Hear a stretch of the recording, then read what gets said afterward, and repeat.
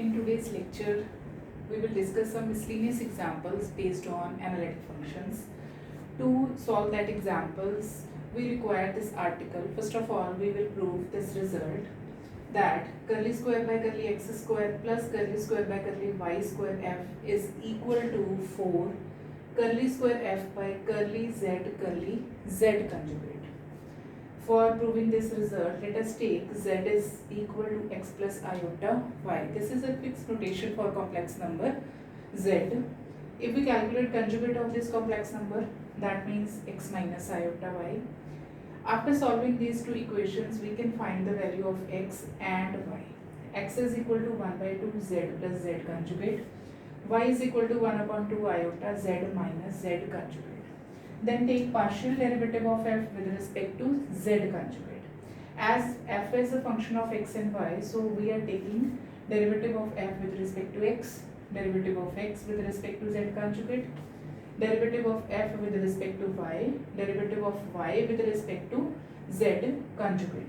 This equation comes from the differential calculus. We know this very well. This is a very important result of partial derivatives. Then derivative of x with respect to z conjugate from this equation is 1 by 2. Derivative of y with respect to z conjugate from this equation is minus 1 by 2 iota. Take 1 by 2 common from these two terms, and this negative sign when changes to iota square, then from that iota square 1 cancel out with the iota in the denominator, so we are left with 1 iota in the numerator. Then take derivative of this equation with respect to z, means curly by curly z of curly f by curly z conjugate. And from above equation, this term is equal to 1 by 2 curly f by curly x plus iota curly f by curly y. Similarly, as we done in the previous equation, this equation, first take derivative with respect to x, then derivative of x with respect to z, derivative of y with respect to y, then derivative of y with respect to z.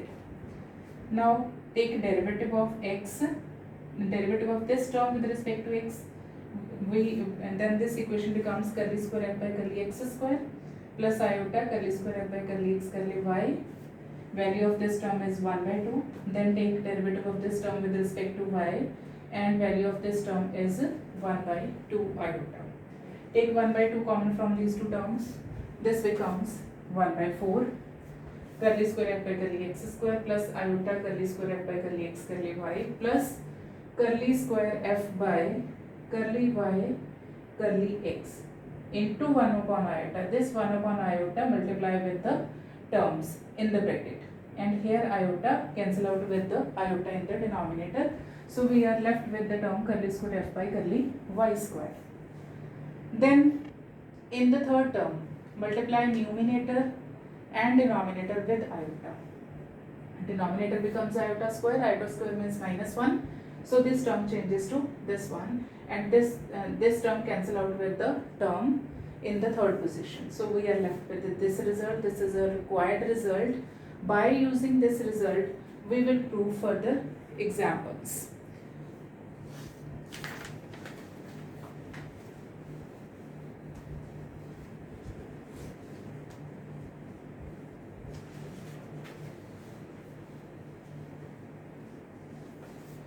First of all, we will prove that, first example, show that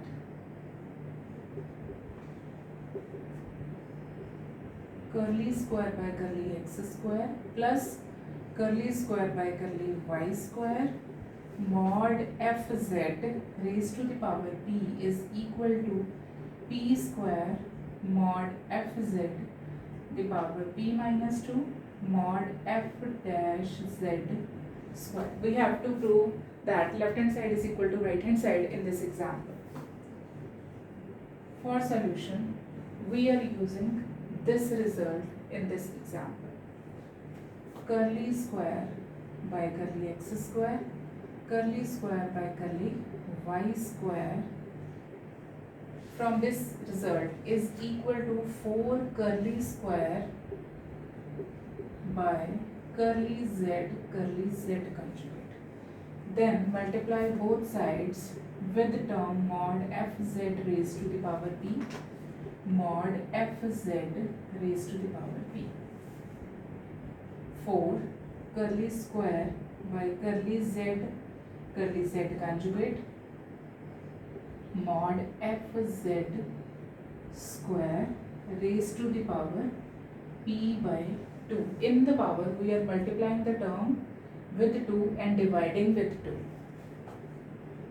4 curly square by curly z conjugate.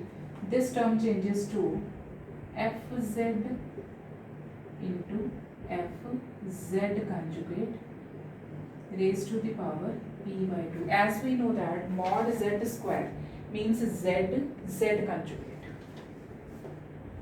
4 curly square by curly z conjugate, fz raised to the power p by 2, fz conjugate raised to the power p by 2.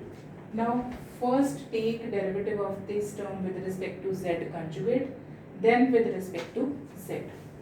This is equal to 4 curly by curly z, derivative of this term with respect to z conjugate. When we are taking derivative with respect to z conjugate, then this term is constant. Take this term as it is, fz raised to the power p by 2. Derivative of this term p by 2, fz conjugate raised to the power p by 2 minus 1. Derivative of the function f dash z conjugate. Now take derivative with respect to z. When we are taking derivative with respect to z, then this term becomes constant. 4 p by 2 fz raised to the power p by 2 minus 1, f dash z, next term as it is, p by 2 into fz conjugate raised to the power p by 2 minus 1 into f dash z conjugate. 4 p into p square, 2 into 2 4, take common, fz raised to the power p by 2 minus 1, fz conjugate raised to the power p by 2 minus 1. Combine these terms, raised to the power p by 2 minus 1, then f dash z into f dash z conjugate. 4 cancel with this, we are left with the term p square. Then fz conjugate means mod fz square p minus 2 divided by 2. This term becomes mod f dash z square. By using the formula mod z square is equal to z conjugate. This 2 cancel out with this one, p square mod fz raised to the power p minus 2 mod f dash z square, which is equal to right hand side. This proves our result. So we have to remember this result for solving examples of such types. I have one more example for you.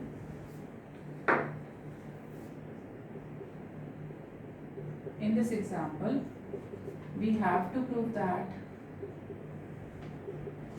curly square by curly x square, curly square by curly y square mod u raised to the power p is equal to p minus 1 mod u raised to the power p minus 2 mod f dash z square.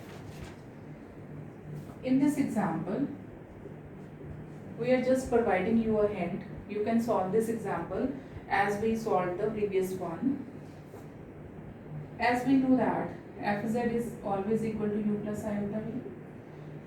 Fz conjugate means u minus iota v.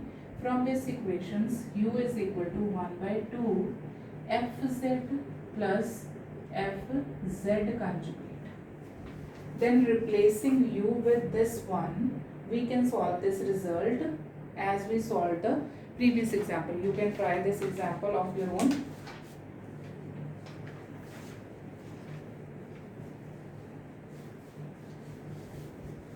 I am taking one more example for you. In that example, we have to find the value of z at which the function is not analytic. Example is, for what values of z the function defined as z is equal to sine u cos hyperbolic v plus iota cos u sine hyperbolic v ceases to be analytic. Ceases to be analytic means not analytic. In the previous articles, we have proved the result that the function is not analytic at those points where derivative of z with respect to w is 0. Derivative of z with respect to w means partial derivative of z with respect to u for this example. From this one, partial derivative of z with respect to u is cos u cos hyperbolic v minus iota sine u sine hyperbolic v. Then take the square of the term z and square of the term dz by dw square, add these two terms.